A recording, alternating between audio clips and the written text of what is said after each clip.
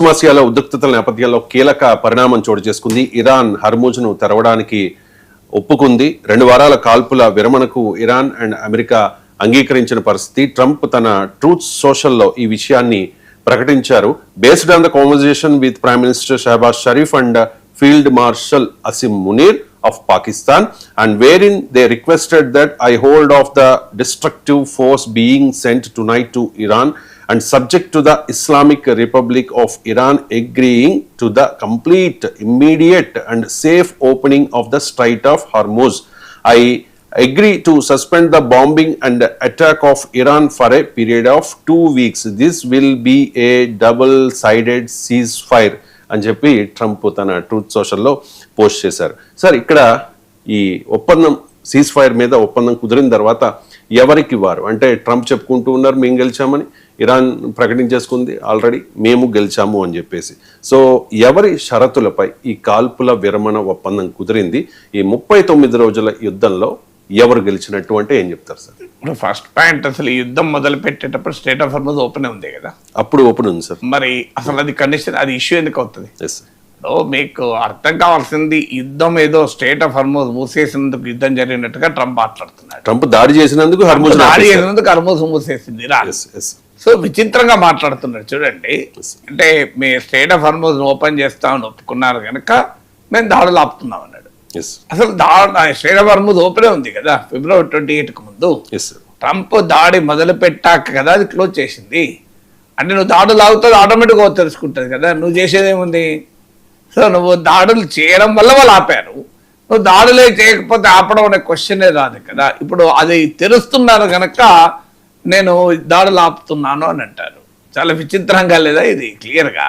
తర్వాత ఇంకొకటి ఏంటంటే, మీకు ట్రంప్ ఏమన్నాడు, ఇరాన్ 10-point పీస్ ప్లాన్ పంపింది, అది వర్కబుల్గా కనిపించింది, అందుకు ఆపాను అన్నాడు. ఇది ఏమైనా కొత్తగా నినమపేరా? ఇది ఎప్పుడు కొన్ని రోజులుగా ఇరాన్ మొదలొక 5-point ప్రోగ్రామ్ పంపింది, తర్వాత 10-point ప్లాన్ పంపింది. ఇది 3-4 రోజులుగా చర్చ నడుస్తుంది. అప్పుడు ఏమన్నాడు, ఇది అగ్రియబులే కాదు మాకు, అసలు నేను అంగీకరించే ప్రసక్తే లేదు, సివిలైజేషన్ విలేన్ నాగరికత క్లోజ్ అవుతుంది, భయంకరమైన దాడులు చేస్తాను, పవర్ ప్లాంట్లు మండుతూనే ఉంటాయి, పేలుతూనే ఉంటాయి, అసలు నష్టం కోరుకోరు అని మాట్లాడాడు. బ్రిడ్జ్ డే అన్నాడు, పవర్ ప్లాంట్ డే అన్నాడు. ఇప్పుడు ఏమంటున్నాడు, అదే 10-point వాళ్ళు వర్కబుల్ అంటున్నాడు. కొత్తగా ఇరాన్ ఏం చెప్పలే, ముందు చెప్పిందే మళ్ళీ చెప్పింది. సో ఇప్పుడు వర్కబుల్ అంటున్నాడు. ఎట్లా వర్కబుల్ అయితే అప్పుడు వర్కబుల్ కాందేంటి, ఇప్పుడు వర్కబుల్ అయింది ఏంటి? అది ట్రంప్కి ఆన్సర్ లేదు. సో నేను Day 1 నుంచి చెప్తున్నాను మీకు, ఈ వార్లో ఇస్లామిక్ రెజీమ్ని ఎవరు సపోర్ట్ చేయరు. I don't support it. Islamic regime ఇరాన్లో ఉండాలని నేనేం కోరుకోను. ఇరాన్ ప్రజలకు డెమోక్రసీ రావాలని కోరుకుంటాం. ఇరాన్ చేతిలో అణ్వాయుధాలుంటే ప్రమాదకరం, దానికేం డిస్ప్యూట్ లేదు. కానీ ఈ వార్ అనే దానికి పర్పస్ లేదు.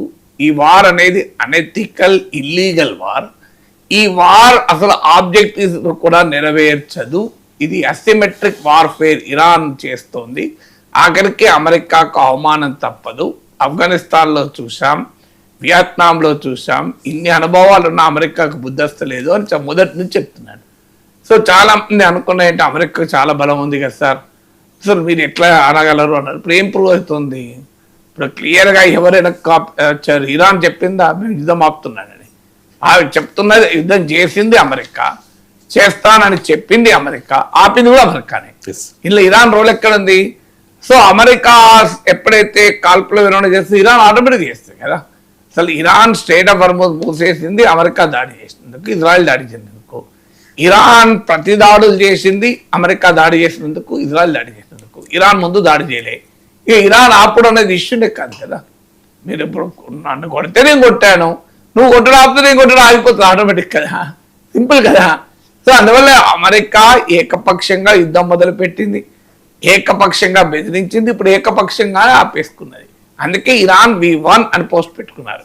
V1 ఎనిమిని డిఫీట్ చేశాం, ఒప్పించాం, మమ్మల్ని ఓడించలేరని అమెరికాకు అర్థమైంది, అందుకే తోకముడిచింది అని క్లియర్గా చెప్తున్నాడు.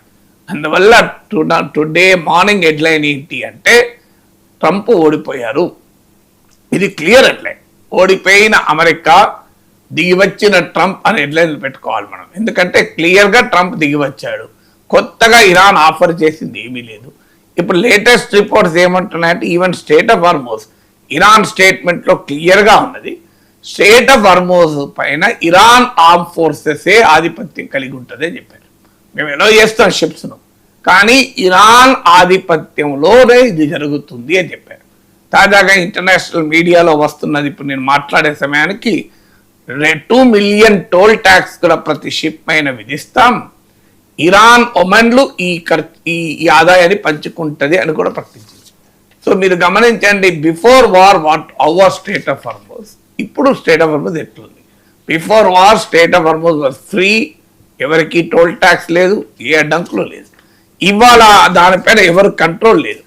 ఇవాళ స్టేట్ ఆఫ్ హార్మోజ్ పైన ఇరాన్ ఆర్మీ కంట్రోల్ ఉంటుంది, ఇరాన్ ఆర్మీ ప్రోటోకాల్స్ ఫాలో కావాలి, ఇరాన్ ఆర్మీ అనుమతితోనే స్టేట్ ఆఫ్ హార్మోజ్లోకి వెళ్ళాలి, ఆఖరికి ఇరాన్కు ఫీజు చెల్లించాలి. మరి ట్రంప్ ఏం సాధించినట్లు?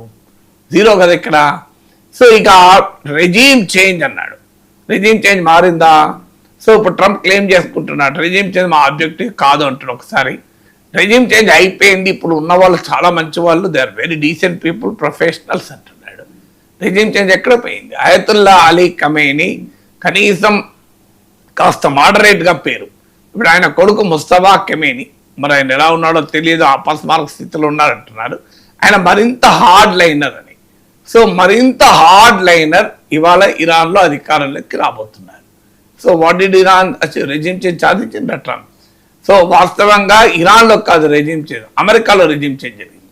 అమెరికాలో మీకు ఆర్మీ చీఫ్ను మార్చేశారు, కౌంటర్ టెర్రరిజం హెడ్ మారిపోయాడు, రేపో మాపో డిఫెన్స్ సెక్రటరీ కూడా ఫైర్ చేస్తాడు ట్రంప్. ఇలా అమెరికాలో రెజీమ్ చేంజ్ జరుగుతుంది, ఇరాన్లో కాదు. ఇక ఆఖరికి ట్రంపే చేంజ్ అవుతారు. మీరు చూస్తుండండి, నవంబర్ ఎన్నికల్లో ట్రంప్ ఓడిపోయటానికే 99.99% అవకాశాలు. సో మీరు ఇది అలా నేను ఏప్రిల్ 8th రోజు చెప్తున్నా, we will discuss after 7-8 months, Trump will lose badly this election unless something unusual happens. So regime change అమెరికాలో అవడం గ్యారంటీ, ఇరాన్లో కాలేదు. అయిపోయింది కదా రెండోది. మూడోది ఏంటి? ఇరాన్ న్యూక్లియర్ వెపన్స్ ధ్వంసం చేస్తాం, వాళ్ళ న్యూక్లియర్ యురేనియంనే పట్టుకెళ్ళిపోతాం.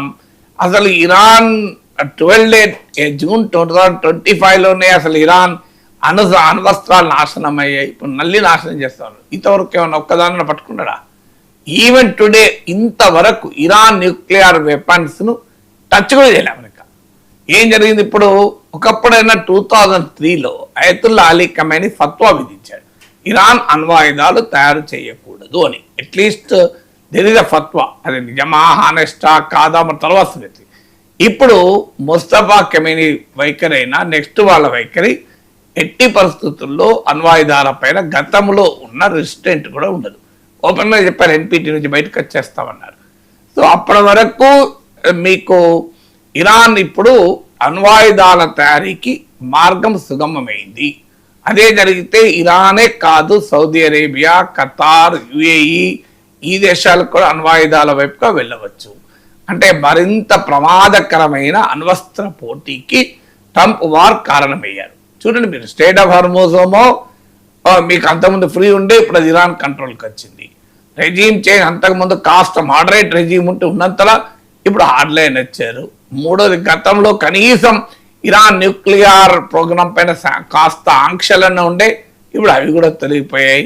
ఇక ఇరాన్ బ్రహ్మాండంగా న్యూక్లియర్ బాంబు తయారు చేసుకుంటుంది.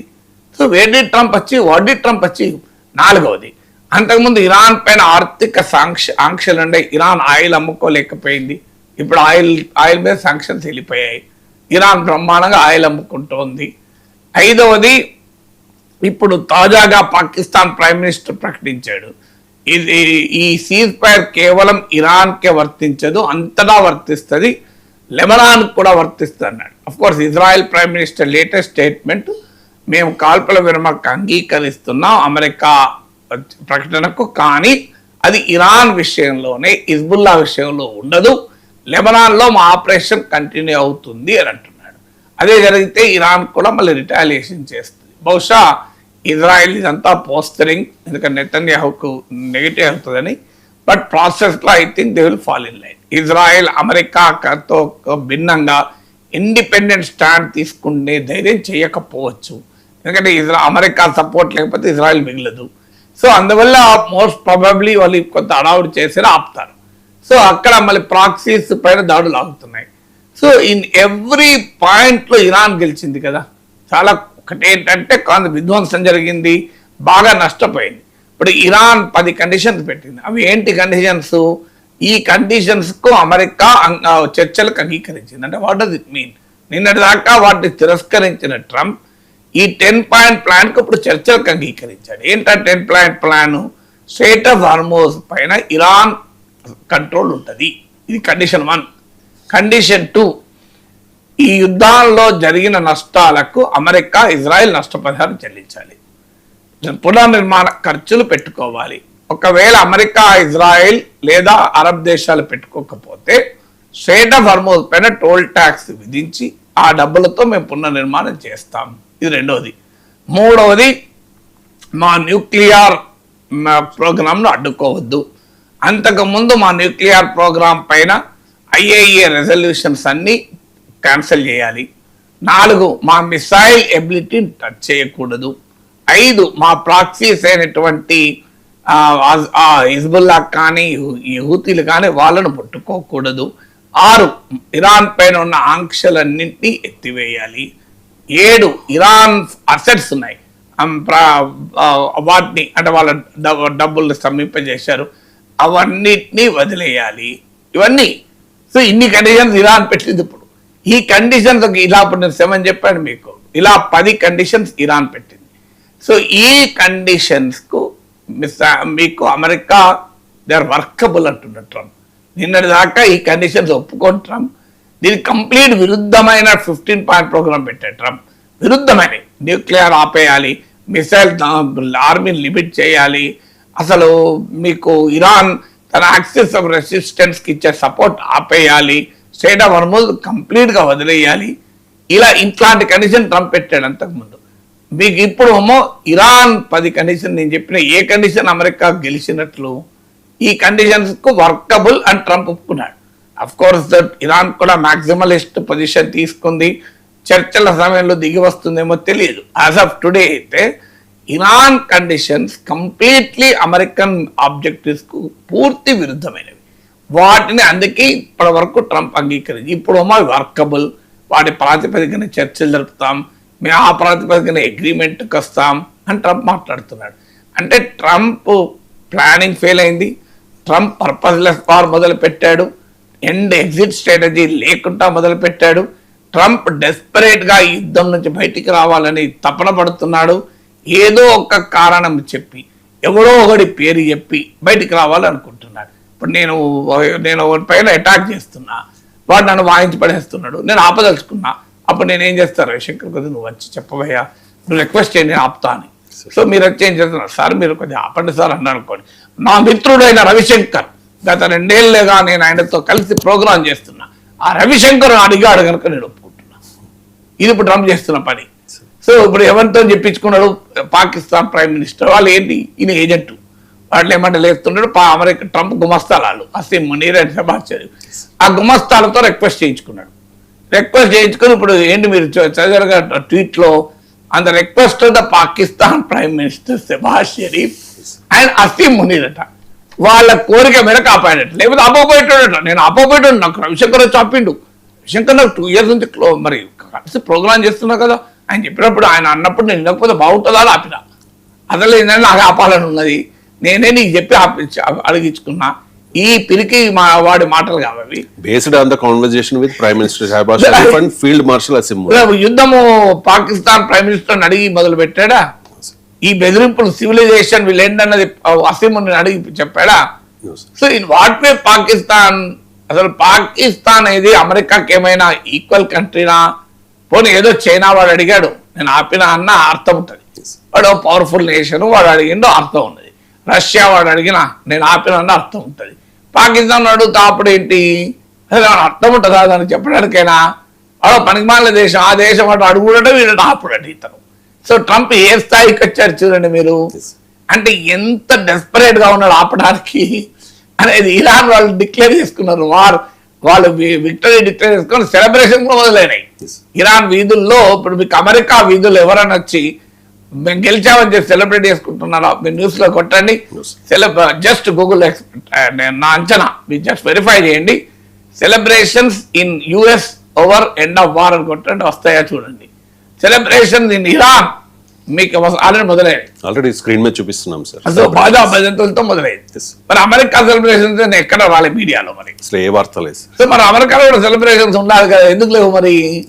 సో అంటే that shows a clear defeat of United states.